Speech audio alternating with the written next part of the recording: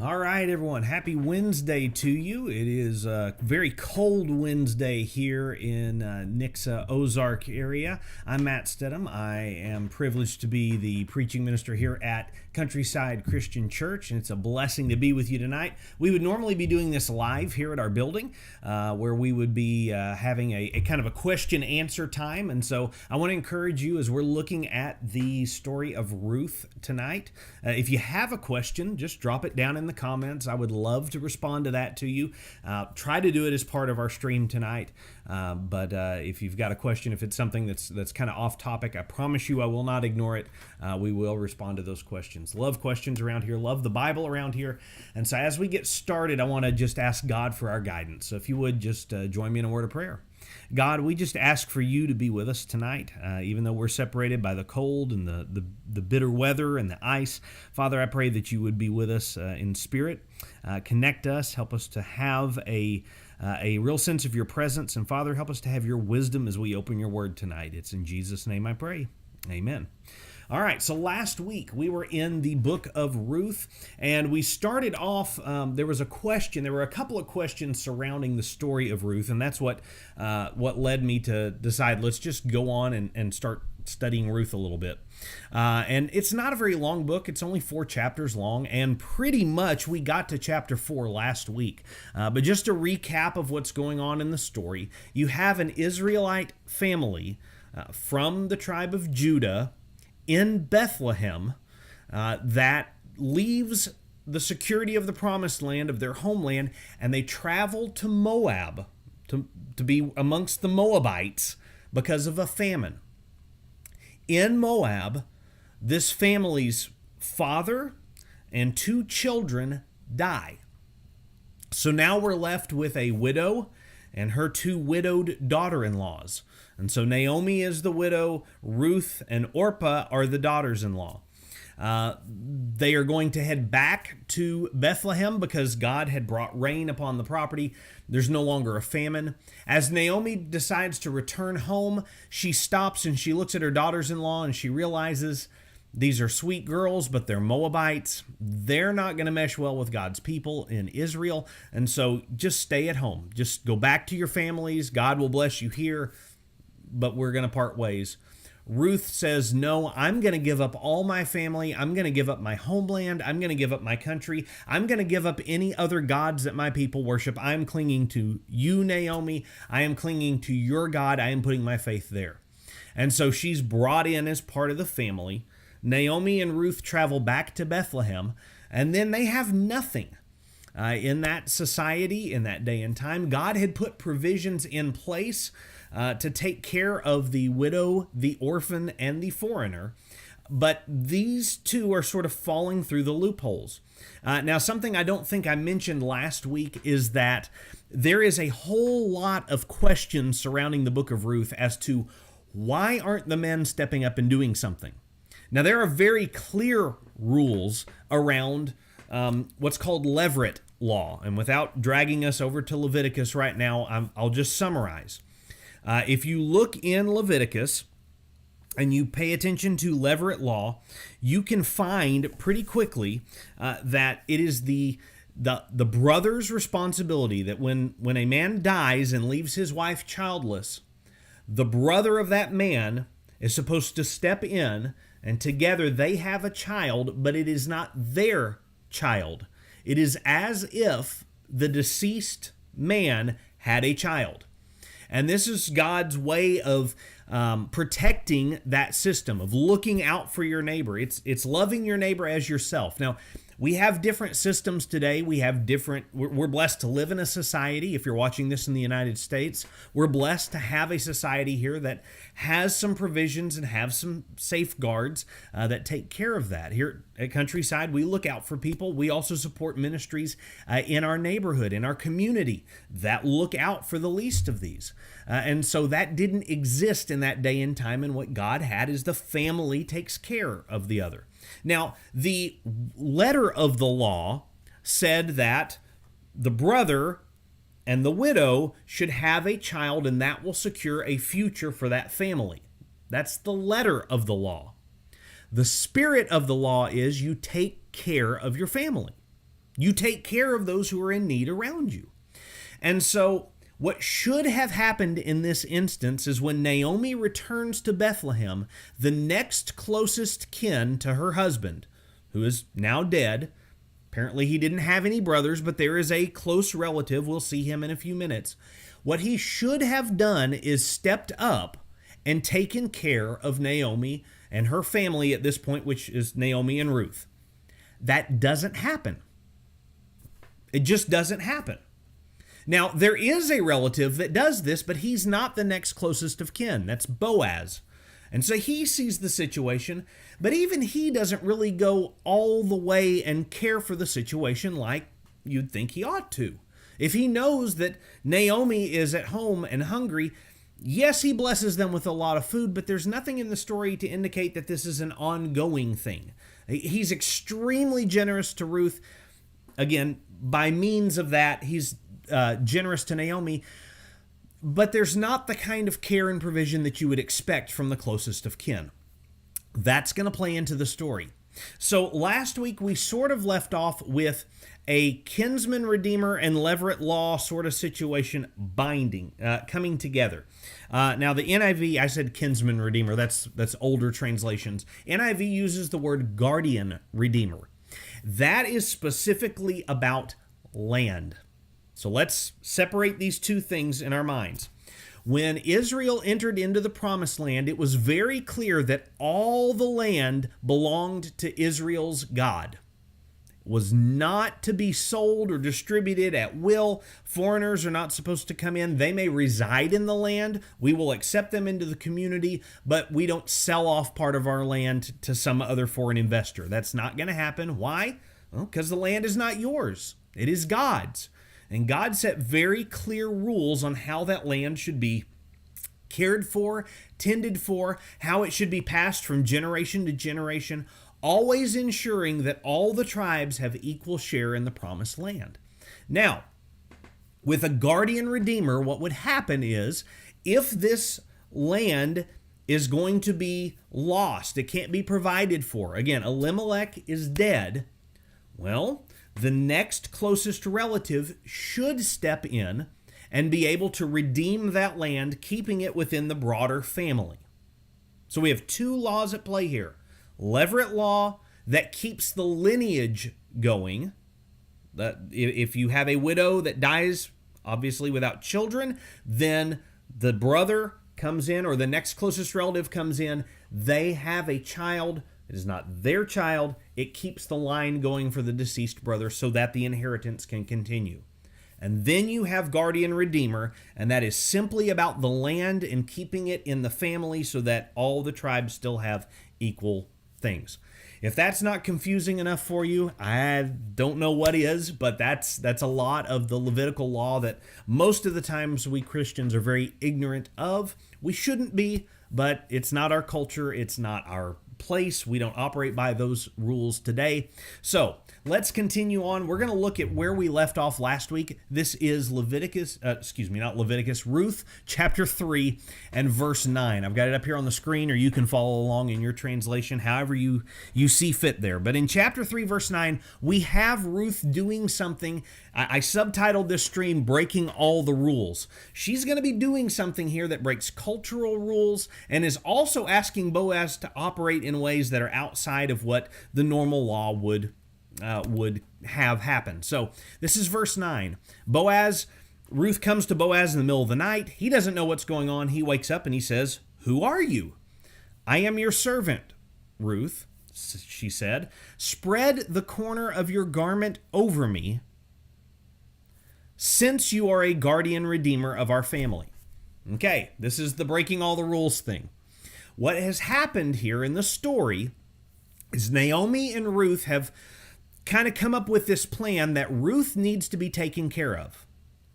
Naomi cares about Ruth and wants to see her taken care of. For Naomi, she says, "My name is Mara. I am bitter. God has cursed me. I have nothing to live for, really. There's nothing going on for me. You know what? I'm just here. So I want to take care of you, Ruth. I want to make sure you get a husband. Boaz is a nice guy. He's already been kind. Let's get you married." That's Ruth's idea. Go propose marriage to him and see how it works out. What Ruth does is not propose marriage. She comes and says, you are a guardian redeemer. Remember, guardian redeemer is land.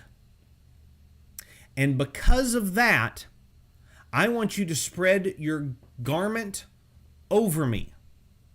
Now, that's a very forward proposal of marriage for a different purpose. These two are not related. The land and the lineage are not related. What Ruth does is she steps into this situation and she says, hey, I'm putting myself out there not for my benefit, but for the benefit of Naomi. And we're going to see that unfold here in just a moment. But she invokes this guardian redeemer idea of the family. The next of kin is supposed to take care of the land. But she is doing this proposal of marriage. Do you see? She's coming as part of our family. Naomi wasn't doing this as part of our family. Naomi was doing this just to take care of Ruth. So what Ruth has done is she's combined this. Marry me so that we can take care of our family and redeem the land. And Ruth is cooking up an idea here. We closed last week with talking about what Ruth ends up doing. And I don't want to spoil it for you, but hey, the story's been around for several thousand years. If you haven't read it yet, that's on you. At the end of chapter 4, what happens is this child is not considered Ruth's child. Ruth considers it to be Naomi's child. So what Ruth is doing here in chapter 3, verse 9, is she's not looking out for herself. She's not looking out for her.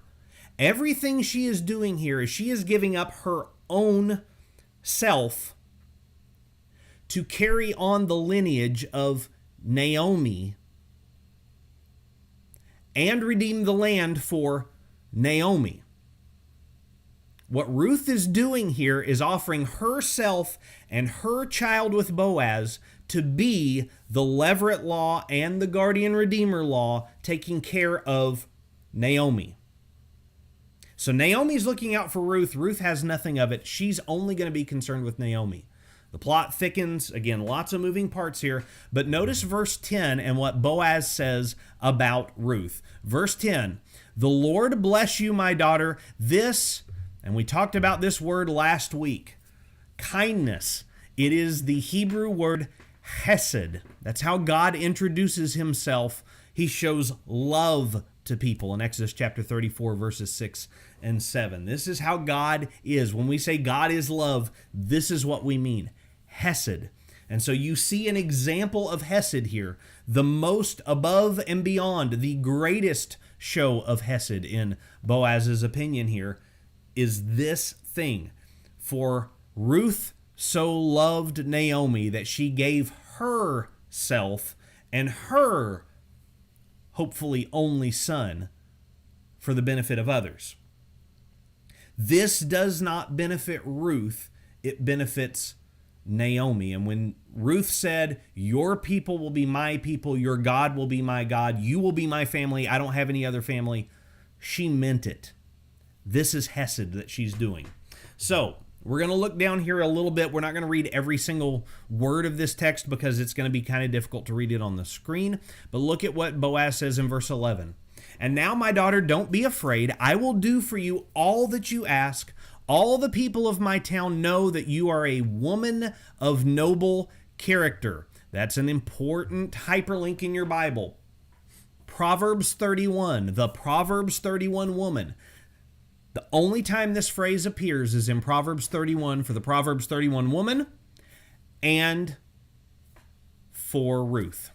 You want to know who the Proverbs 31 woman is? The Bible's telling you it's Ruth. Boaz says, you're a woman of noble character. Although it is true that I am your guardian redeemer, there's another who is more closely related than I. That would be Leverett law. Okay? I'm your guardian redeemer, but there's one more closely related than I, Leverett law. So Boaz gets what's going on here. You're my guardian redeemer, but I'm not doing the marriage thing. That's not me. So Boaz is going to do something in a moment. What he does in verse 13, it says, stay the night here, just rest. We're not going to do the marriage thing tonight. That's not going to happen. Lay here till morning. And in verse 14 and 15, what he does is he makes sure that she goes away provided for with food. Again, if this doesn't work out, if the other guy steps in, fine, but I'm still going to bless you and send you off with a gift. So again, where Ruth is trying to look out for Naomi, now Boaz is looking out for them all. This is this cycle of hesed, of godly love, the joy, peace, patience, kindness, goodness, faithfulness, gentleness, self-control kind of love. That's hesed in the Old Testament. All right, so when Ruth comes to her mother-in-law, Naomi thinks, hey, how did it go? Did you get married? And Ruth kind of talks to Naomi about what Boaz did. He gave me all this grain. Naomi says, wait, my daughter, until you find out what happens, for the man will not rest until the matter is settled today. She knows what kind of guy Boaz is. All right, so chapter 4. Boaz is going to go to the gate, and he is going to find the town council, if you will. That's where everybody met for official business in the town of Bethlehem, and every town in the Old Testament. They would gather at the city gates, and they would discuss the legal matters. They would talk about all the things that are going on. They would make these big decisions for the community at the city gates. So that's where Boaz goes. Meanwhile, Boaz went up to the town gate and sat down there just as the guardian redeemer he had mentioned came along. Boaz said, come over here, my friend, and sit down. So he went on over and sat down. Boaz then took 10 of the elders of the town and said, sit here. And they did so. Then he said to the guardian redeemer, Naomi, who has come back from Moab, is selling the piece of land that belonged to our relative Elimelech. Now let's pause right here for just a second. This guy who has no name, this other guardian redeemer Leverett figure, we'll call him Mr. No Name. Mr. No Name should be aware of the situation. He has a responsibility to his next closest family. That would be Naomi. This is the guy who should have brought Naomi into his house and cared for her. This is the guy who should have been providing for her all along, even though Naomi's past childbearing years. Again, the letter of the law would be they have a child. That can't happen. She's old. We're not going to worry about it. No, the spirit of the law is you take care of the people in your community. This guy hasn't done anything to take care of Naomi. Naomi's back. You know the land. She has nothing. Nobody's caring for her. Nobody's seeing after her. Nothing is going on here. So she's going to have to sell the property. And I thought I should bring the matter to you, verse 4, and suggest that you buy it in the presence of all these witnesses here. Everybody that's seated here, you want it, it's yours. But if not, let me know, because, I'm the next one in line. So if you don't want the property, I'll take it. All right, let's take a minute and talk about property. Imagine your yard, just an average size small yard in our area. If you don't have a yard, think about a very small yard in a neighborhood. Imagine that is all the land that you have to produce all the food that your family needs for a year. We don't have Walmart. We don't have a grocery store. We don't have Harder House. We don't have that. The land that you own, your yard, and we're not talking 100-acre spreads here. We're talking a very finite amount of land. Your land is all that you have to care for all of the food needs of your family for the year. And next year, it starts over. This is a very lucrative business deal for this guy. Mr. No Name has the opportunity to probably double the size of his property. Where he's been living on very lean, trying to provide for his whole family with the limited resources he has, all of a sudden he's going to have the opportunity to double his property. This doesn't come along every day. This only comes along in certain situations in the Promised Land. So now it looks like there's this abundant blessing here. He's going to be able, even though he's kind of a scum of the earth sort of guy. He hasn't been taking care of his family. He has this opportunity to now double his property, which means he could grow more wealthy. He can take care of his family better. Why wouldn't he buy it? And that's kind of the idea. I will redeem it. He wants it. But then look at what Boaz Look at what Boaz does. He decides to break all the rules. He goes, there's a catch. Verse 5, on the day that you buy the land from Naomi, you also acquire Ruth the Moabite, the dead man's widow, in order to maintain the name of the dead with his property. If you're confused, you ought to be, because what Boaz and Ruth are doing here is they're mixing up all the rules to work a situation. Ruth would not be the Leverett line. Naomi would. And what is happening here is that Mr. No Name would get the property, but would have to take care of Naomi in the meantime until Naomi dies. Then the property is his. Even if he has to wait a few years, hey, when Naomi's gone, it's my family's property, I'm good. What Boaz does, though, is says, Ruth is going to fill in place of Naomi, and so if you buy this land, you're going to have to marry Ruth. And if Ruth has a baby, the property that you just redeemed now goes to that baby.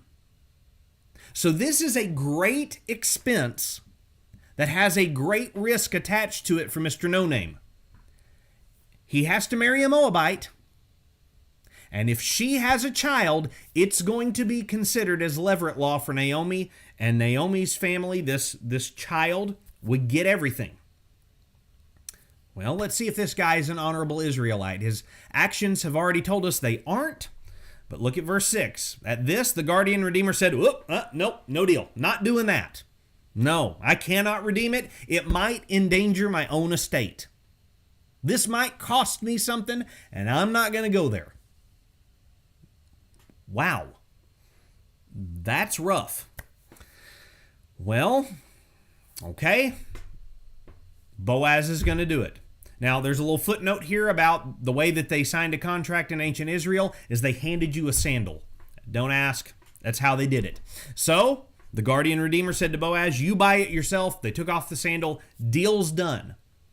So what Boaz is willing to do is he's willing to take a great financial risk.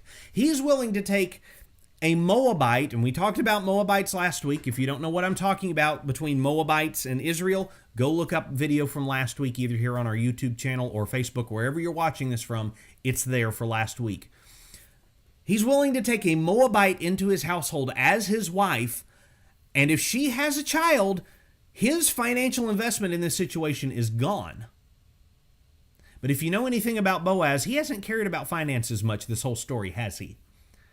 No, he's been an example of hesed, of doing the right thing even at a great cost to oneself. And so what happens is Boaz, verse 9, announces to the elders, hey, in the presence of all these witnesses, I have bought the property, and I've also taken Ruth as my wife, Mahlon's widow, in order to maintain the name of the dead with his property, and his name will not disappear from his hometown. So y'all are all my witnesses. Then the elders do something, and they make a blessing to Boaz. They know that this situation is unique, and what they say is, we're the witnesses. May the Lord make the woman who is coming into your home like Rachel and Leah, who together have built up the family of Israel. In other words, I pray that you have lots of kids, and it's a big blessing here. May you have standing in Ephrathah and be famous in Bethlehem. In other words, this ought to make you a famous guy where people will talk about you thousands of years later. Happened. And then look at verse 12. Through the offspring the Lord gives you by this young woman, may your family be like that of Perez, whom Tamar bore to Judah. If you do not know that biblical reference, that's an interesting story, to say the least. That's a very interesting story that you can read about in Genesis 38, if I'm pulling that off the top of my head correctly. Genesis chapter 38, Judah is supposed to be, he's Mr. No Name in that story. Judah is supposed to be taking care of his daughter-in-law, and he doesn't do it.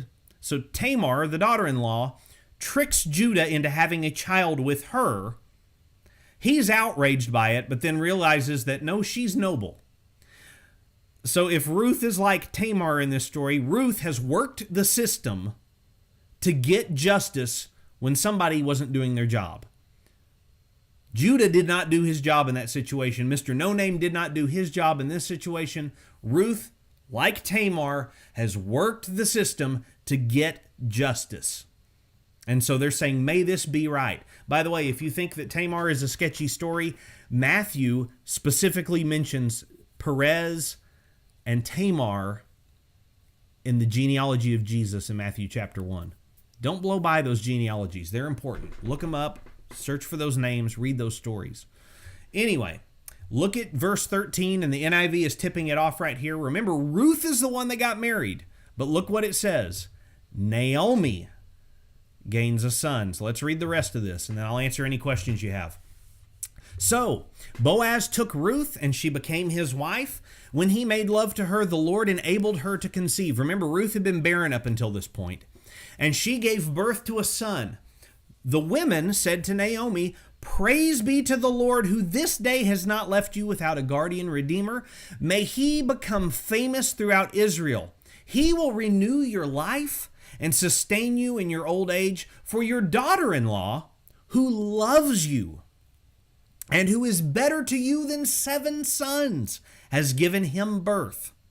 Then Naomi took the child in her arms and cared for him, and the women living there said, "Naomi has a son." And they named him Obed, and he was the father of Jesse, the father of David. We'll come back to that.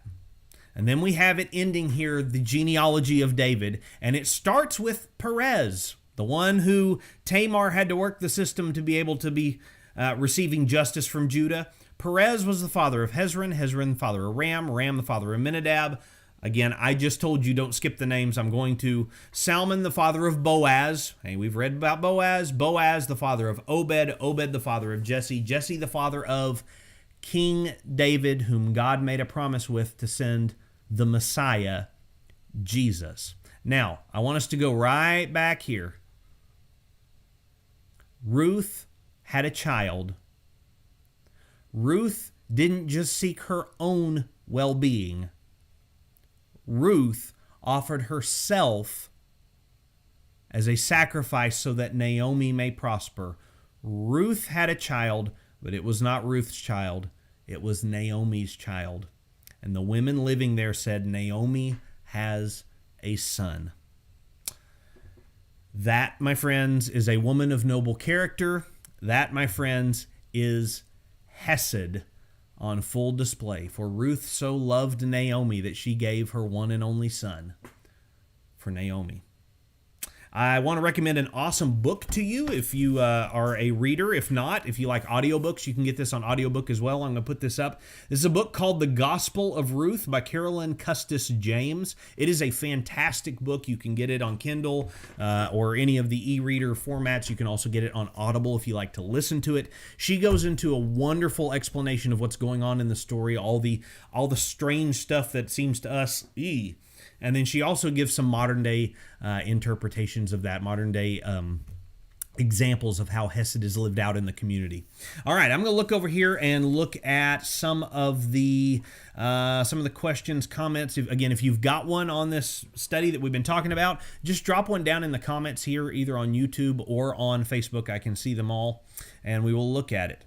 Let's see here. Vicki Allen. Mark says, how did Ruth become so familiar with Leverett law? That's a really good question, and what a lot of scholars think is that Ruth is confused by Leverett law, and what she does here is a gaffe. I don't read it that way. I think Ruth, being a woman of noble character, being an example of God's Hesed, I think she knows exactly what's going on.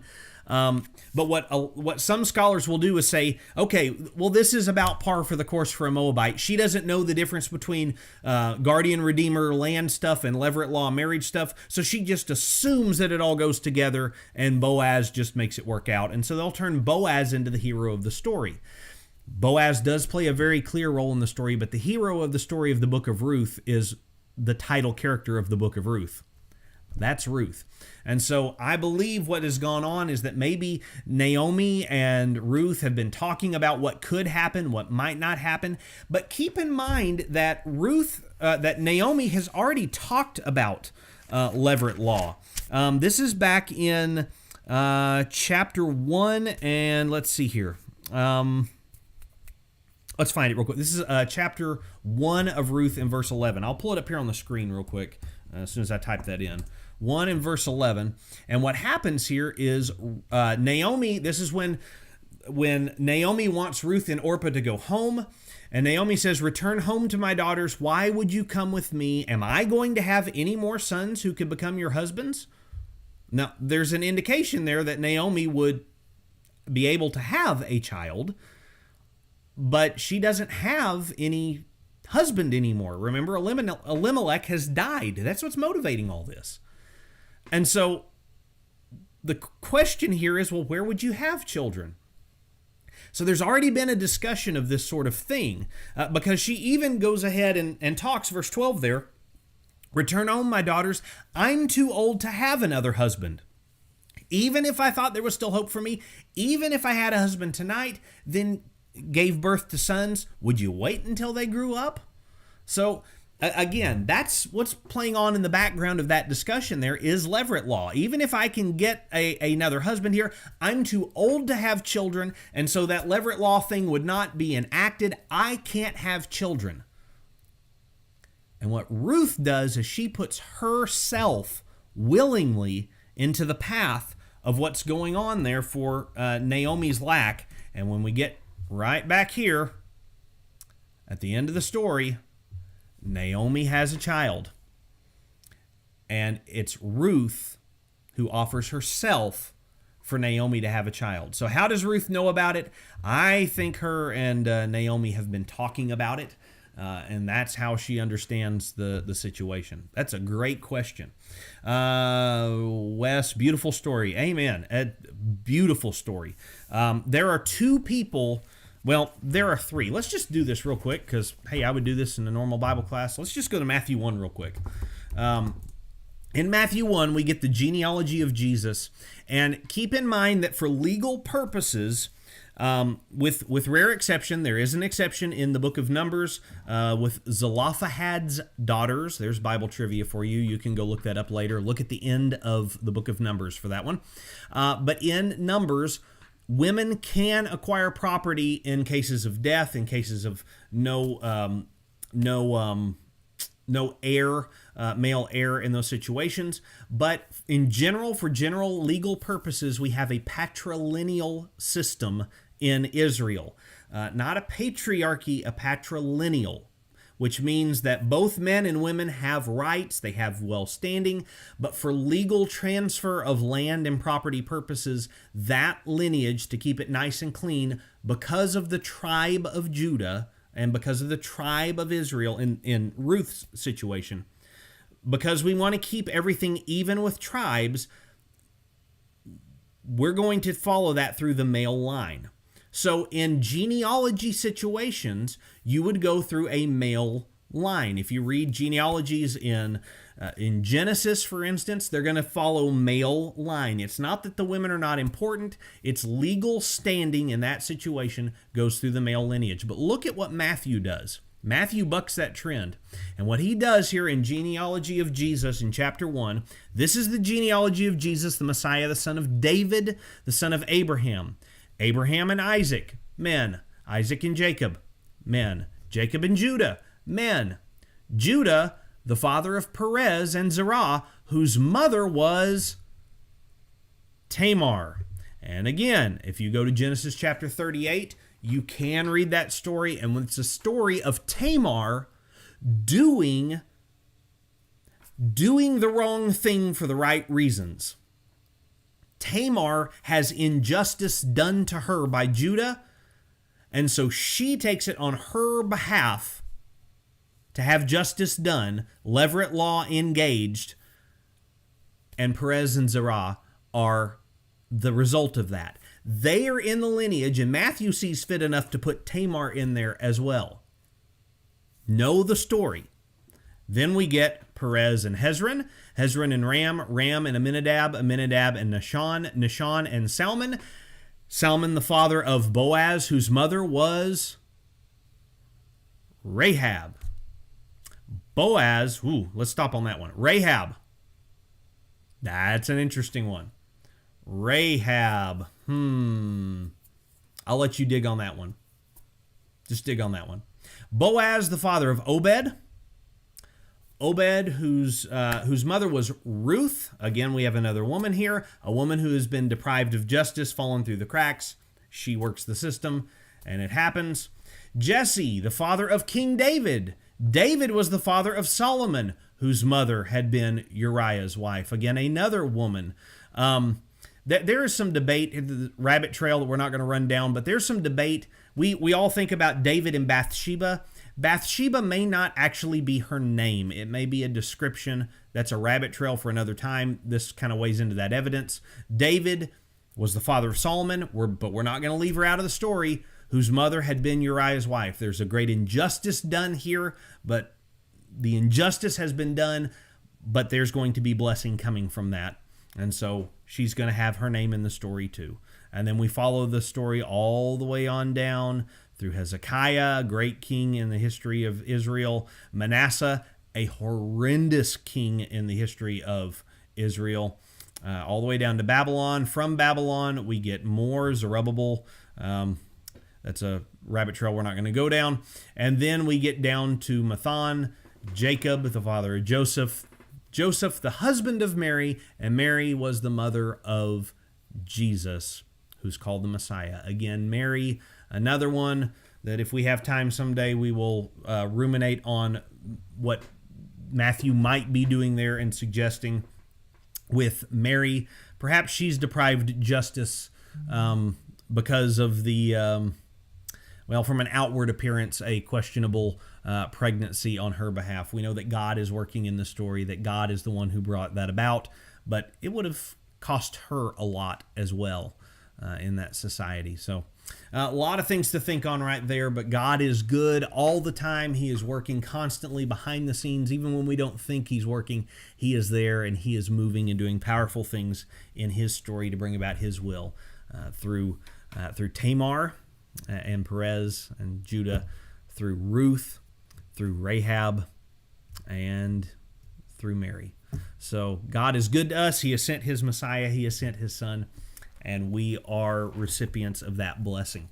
Tonight we will close. Thank you so much for being here. Again, if you've got other questions, you can drop them in the comments or you can email me here at the church, however you want to do that, but we will answer those. Next week we may go back a little bit. We may go back to the question and answer time. Weigh in on that too. Give me your thoughts on that. Do you want question and answer time, or would you like to dive into another book of the Bible and kind of approach it like we did Ruth? I'm okay with either, but I want this time to be a blessing to you. So let me know that, and we will join back up later for that. Real quickly, Sunday morning should be normal. I think the weather's going to be all cleared out of here, so we should be good to go for that. So we encourage you to join us on Sunday morning in person at 8:30 for worship, 9:45 for Bible class, 10:45 for worship. And that 10:45 will also be live streamed wherever you're watching this. It will be available for you there as well. So if you can't get out, if you're watching this from some other part of the country or world, you can join us on that as well. That would be Sunday morning Central Standard Time. And if you got any questions about us or got any questions about our church family, I'd direct you to our church website, ccc4him.com. That's ccc4him.com. freemonthills.com. You can learn a little bit about our church family, the different ministries we have there. And I'll also invite you to celebrate recovery. We had a great time this past week. We're going to have a wonderful a testimony shared this week at 4 p.m.